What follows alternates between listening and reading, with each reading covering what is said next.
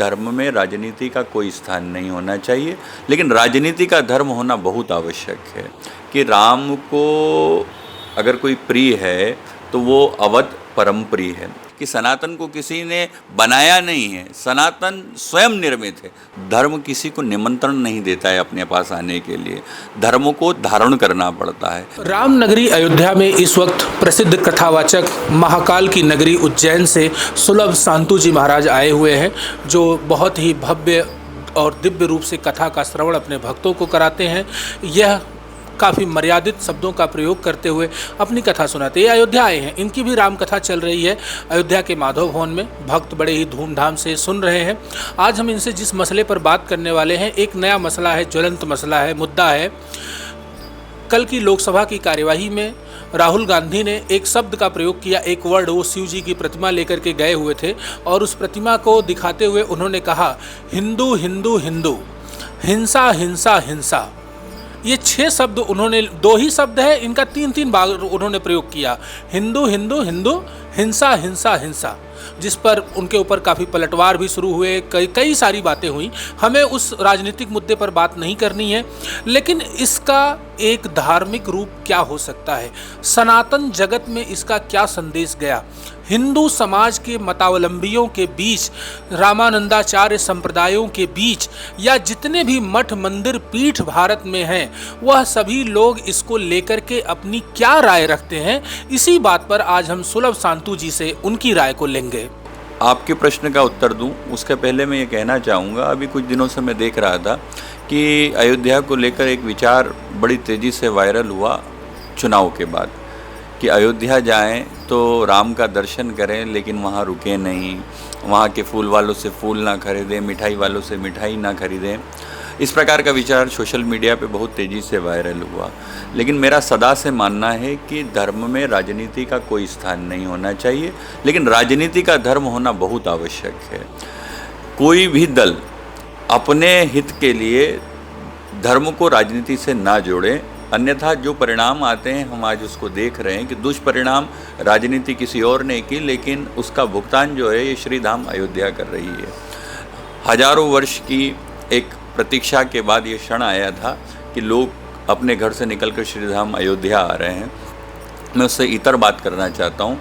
विषय यह है कि जैसा कि आपका प्रश्न है कि हिंसा और शिव के साथ जोड़ के, देखिए हमारा जो धर्म है वो वासुदेव कुटुंबकम की बात करता है, सर्वे भवन्तु सुखिना की बात करता है, अहिंसा परमो धर्म की बात करता है। हिंसा का तो हमारे यहाँ कोई उल्लेख आता नहीं है, लेकिन हाँ धर्म के लिए हिंसा भी करना पड़ जाए तो वो धर्म ही कहलाती है। पर विषय धर्म की हिंसा का नहीं है, विषय यह है कि कोई भी राजनीतिक पार्टी अपने हित के लिए हमारे धर्मों को न जोड़े, ना उसके साथ अपना हित निकाले।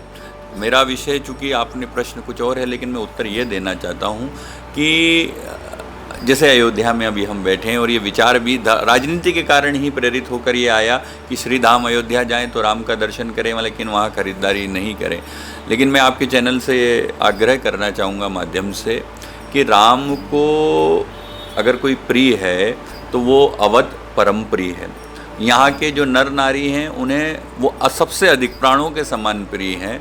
और यदि हम सब यहाँ आ रहे हैं तो हम यहाँ धर्म करने आ रहे हैं। ऐसा ना हो कि धर्म करने आए और हमसे कोई अधर्म हो जाए, हम पुण्य कमाने आए, ऐसा ना हो कि हमसे कोई पाप हो जाए। यदि अवधवासी दुखी होगा तो ऐसा मेरा मानना है कि सबसे पहले अवधवासी के दुखी होने से राम दुखी होंगे। तो आप यहाँ आएँ, यदि आप राम के सच्चे भक्त हैं तो यहाँ आएँ, राम का दर्शन करें और यहाँ की प्रत्येक जो बात है उससे जुड़ें। ये धर्म से, राजनीति से प्रेरित होकर इतने छोटे विचार और मन लेकर अयोध्या में ना आए कि हम खरीदारी नहीं करेंगे। मेरा आपके चैनल के माध्यम से आग्रह, मैंने कहा हमारी कथा में भी ये बात की है कि जितने लोग मेरे साथ आएँ, वो उज्जैन जितने भी जहाँ से भी आएँ, 5 राज्यों के लोग हमारे साथ इस समय इस कथा में हैं।